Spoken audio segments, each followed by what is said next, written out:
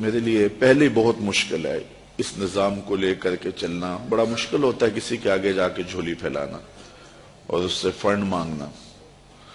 مجھے بڑی اچھی طرح یاد ہے کہ ایک دفعہ میں ایک شخص کے پاس گیا تھا تو وہ گھومنے والی کرسی پہ بیٹھا تھا اور رخ پھیر کے دوسری جانب کر کے ساتھ والے ساتھی کو کہنے لگا آپ کا کیا حال ہے.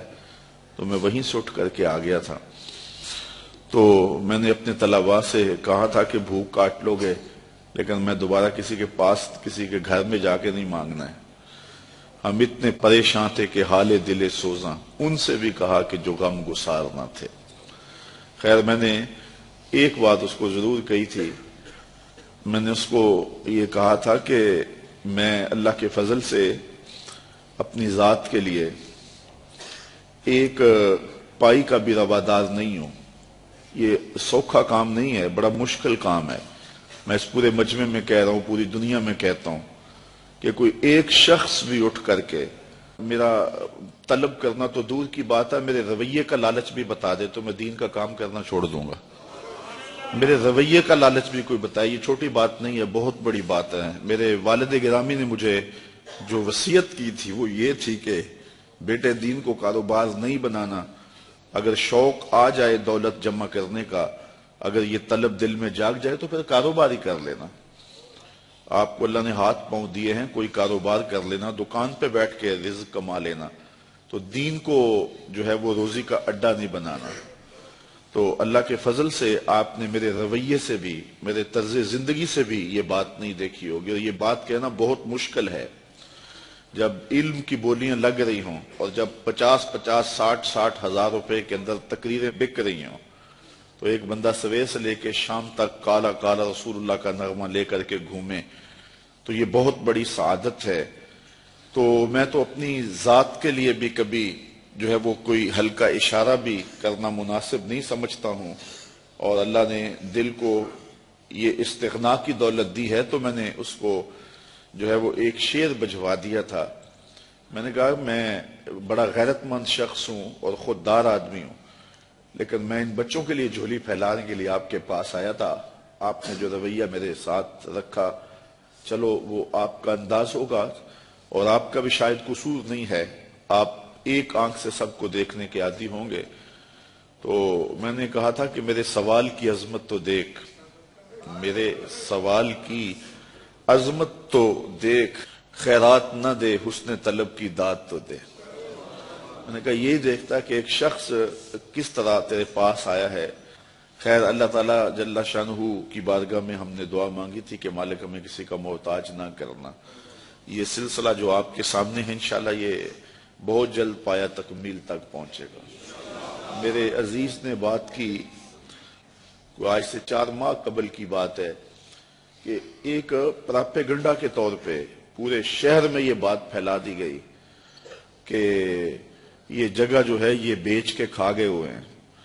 تو مجھے افضل کہنے لگا, میں جمعہ پڑھانے کے لیے ممبر کی جانب جا رہا تھا تو مجھے کہنے لگا کہ آج جمعے میں آپ نے وضاحت کرنی ہے کہ جگہ ہم نے نہیں بیچی ہے, یہ محض پراپیگنڈا ہے. تو میں نے اسے کہا کہ مجھے بتانے کی ضرورت نہیں ہے, حالات آئیں گے تو وقت خود بولے گا. تو یہ ہم کس کس کی صفائیاں دیتے پھرے, لوگ ہمیں گالیاں نہیں دیتے, لوگ کیا کچھ نہیں کہتے ہیں. تو جو کسی کے من میں ہے وہ کیا, کسی نے کہا نصیب اپنا اپنا مقام اپنا اپنا, کیے جاؤ میں خارو کام اپنا اپنا. اب تو لوگوں کا محبوب مشغلہ بن گیا ہے ہمیں چھیڑنا, ہمیں تکلیف دینا, ہمیں اذیت پہنچانا. یہ ایک آپ کے شہر میں ایک شخص آ کر کے بڑی لمبی زبان سے یہ بات کر کے گیا ہے کہ رضا ثاقب نے تو دین کی لوٹ سے لگا دی ہوئی ہے اور وہ دہائی دیتا پھرتا ہے کہ پانڈے کلی کرا لو, مفت تقریراں کروا لو. اس نے تو دین کے وقار کو مجروح کر دیا ہے. یہ دیکھو بت کہیں ہمیں کافر خدا کی مرضی. یہ بھی وقت آنا تھا کہ جو دین کو بیچ رہے ہیں وہ کہہ رہے ہیں کہ یہ دین کی لوٹ سے لگا رہا ہے, اور اس نے جو ہے وہ یہ کیا تماشا بنایا ہوا ہے, یہ دین کے وقار کو مجروح کر دیا ہے, دین کو سستا کر دیا اس نے, اور اس نے لوٹ سے لگائی ہوئی ہے, یہ مفت تقریریں کرتا ہے. تو میں نے کہا صاحب میں کب مفت تقریریں کرتا ہوں, یہ تمہیں غلط فہمی ہے کہ میں مفت تقریریں کرتا ہوں. تم تو 40,000 میں بک جاتے ہو اور میرے سامنے تو بندہ اپنا آپ بیچ دیتا ہے. सारी जिंदगी पीछे पीछे रहता है, तुम तो 40,000 में अपना सौदा कर लेते हो, वो तो सारी जिंदगी नाम लगा देता है।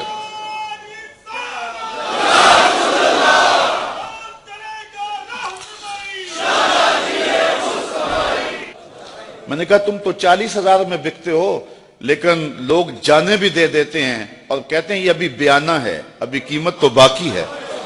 तो मैंने कहा कौन कहता है कि हम मुफ्त तकरीरें करते हैं? ये साजिश है कि हम मुफ्त तकरीरें करते हैं।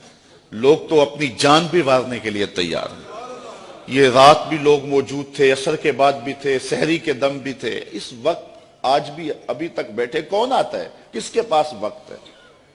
क्या उम्रे के टिकट रखे जाते हैं कि लोग जमा हो जाएं? कैसी कैसी सुरीले आवाजें लगाई जाती हैं लोग जमा हो। ये मेरे पास क्या है? लफ्ज भी टूटे हुए, लहजा भी सलामत नहीं है। लेकिन ये तलबा हैं तो खिंचे चले आ रहे हैं, कहां कहां से आ रहे हैं। मोहब्बत करने वाले हैं कि सब कुछ निछावर कर रहे हैं। जो शख्स आगे से जवाब ना दे तो लोग समझते हैं कि इसी को मारो और इसी की तजलील करो। और दूसरी बात यह है कि जब काम होता है तो मुखालिफत भी होती है। ये 108 बच्चे फारिग हो रहे हैं, असल मुखालिफत तो अब शुरू होगी। तो मुझे एक साहिब जिम्मेदार हैं, बुजुर्ग हैं, तो वो कहने लगे कि कुछ लोगों के कनायतम जो है वो जिक्र करने के बाद कि ये सारे लोग आपकी मुखालिफत करते हैं, आपका मुकाबला कर रहे हैं। तो मैंने बड़े हैरत से कहा मेरा मुकाबला तो नहीं कर रहे। कहने लगे नहीं तुम बोले आदमी, तुम्हें नहीं पता, ये तुम्हारा मुकाबला कर रहे हैं। मैंने कहा साहब मेरा मुकाबला नहीं कर रहे। कहने लगे नहीं नहीं तुम्हें नहीं पता, ये तुम्हारा मुकाबला कर रहे हैं। और खुले और कुछ बातें उन्होंने सुनानी चाहिए। मैंने कहा कैसे मुकाबला करते हैं? मैं एक महीने में 70 दर्स देता हूं, अगर ये 71 दे तो मुकाबला होना। मैं 70 एक महीने में अल्लाह की तौफीक से 10 देता हूं, अगर ये जो है वो मुकाबला करें तो 71 या 72 दें तो मुकाबला होगा।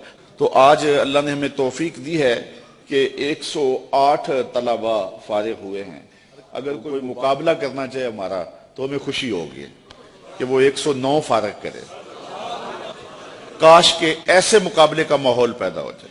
फस्तबिकुल खैरात, इस मुकाबले की तरगीब तो रब ने भी दिलाई है। नेकी के कामों में एक दूसरे से आगे बढ़ने की कोशिश करो।